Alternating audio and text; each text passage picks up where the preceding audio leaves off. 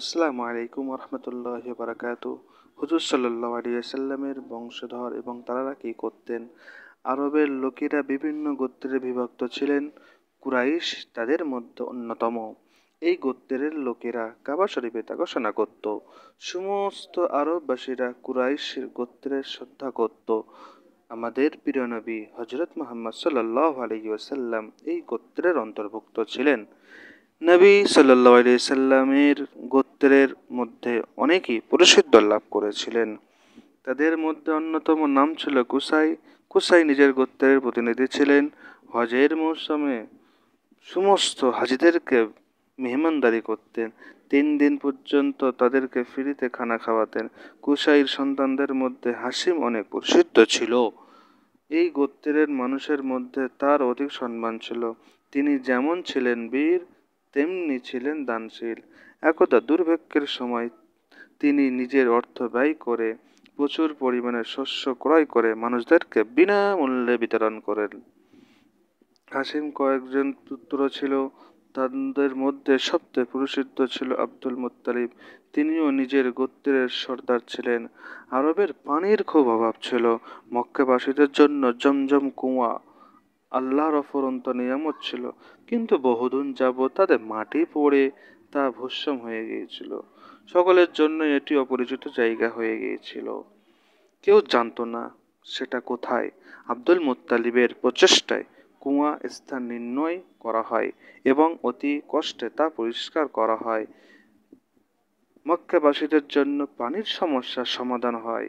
এই উপকার ও অনুগ্রহের কারণে মক্কা লোকেরা আব্দুল মুত্তালিবকে খুব শ্রদ্ধা করত। আব্দুল মুত্তালিবের কয়েকজন পুত্র সন্তান ছিল। তন্মধ্যে সবচেয়ে ছোট ও প্রিয়তম পুত্র ছিল আব্দুল্লাহ। আব্দুল্লাহই নবী সাল্লাল্লাহু আলাইহি সাল্লামের বাবা ছিলেন। আব্দুল্লাহর শুভ বিবাহ বিবি আমিনার সাথে হয়েছিল। বিবি আমিনা নবী সাল্লাল্লাহু আলাইহি সাল্লামের আম্মাজান ছিলেন। আব্দুল্লাহ প্রিয় নবী সাল্লাল্লাহু আলাইহি সাল্লামের জন্মের কিছু পূর্বে ইন্তেকাল ত্যাগ করেন। দাদা জান আব্দুল মুত্তালিব জীবিত ছিলেন। তিনি আমাদের নবী সাল্লাল্লাহু আলাইহি সাল্লামের জন্ম লাভের খবর শুনে অত্যন্ত আনন্দিত হলেন। বাড়িতে এসে নাতিকে কোলে তুলে আদর করলেন। কাবা শরীফে নিয়ে গিয়ে দোয়া ও প্রার্থনা করলেন। অতঃপর মুহাম্মদ নাম রাখলেন। সপ্তম দিনে আকিকা করে সবাইকে দাওয়াত করে খাওয়ালেন। লোকেরা মুহাম্মদ নাম রাখার ব্যাপারে জিজ্ঞাসা করল যে এই নাম কেন রাখলেন। তিনি বললেন, আমার মনস্কামনা যে পুরো পৃথিবী আমার নাতির প্রশংসার মুগ্ধ হোক। আল্লাহ তাআলা তানার মনস্কামনা পূর্ণ করলেন।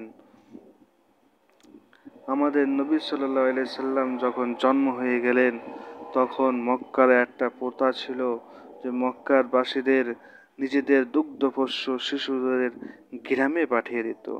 সেখানে তাদের প্রতিপালন হতো। রাসূলুল্লাহ সাল্লাল্লাহু আলাইহি সাল্লামের আম্মাজানও তাকে গ্রামে পাঠিয়ে দিলেন। হযরত হালিমা রাদিয়াল্লাহু তাআলা আনহার প্রতি লালন পালন করতেন। হযরত হালিমা রাদিয়াল্লাহু তাআলা আনহার গোত্রের নাম বানি সাদ ছিল। এই কারণেই তাকে হালিমা সাদিয়া বলা হতো। তিনি অতি নেককার মহিলা ছিলেন। নবী সাল্লাল্লাহু আলাইহি সাল্লামের দুধ পান করেন।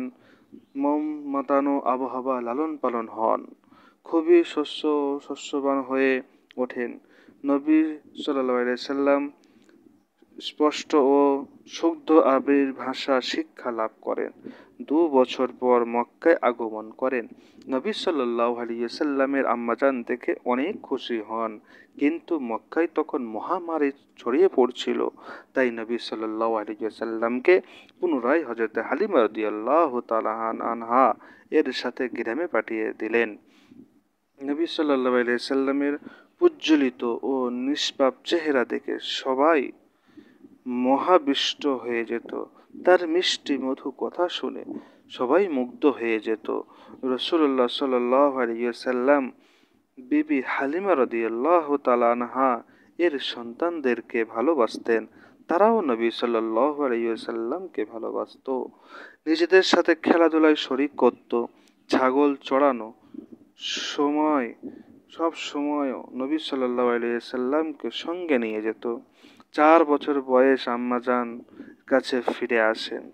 আম্মাজান নিজের কলিজার টুকরোকে দেখে খুবই খুশি হন এবং মমতার সাথে লালন পালন করতে আরম্ভ করেন। 6 বছর রাসূলুল্লাহ সাল্লাল্লাহু আলাইহি সাল্লামকে সঙ্গে নিয়ে একদা তিনি নানার বাড়ির দিকে যাচ্ছিলেন। যাত্রার পথে হঠাৎ অসুস্থ হয়ে পড়েন।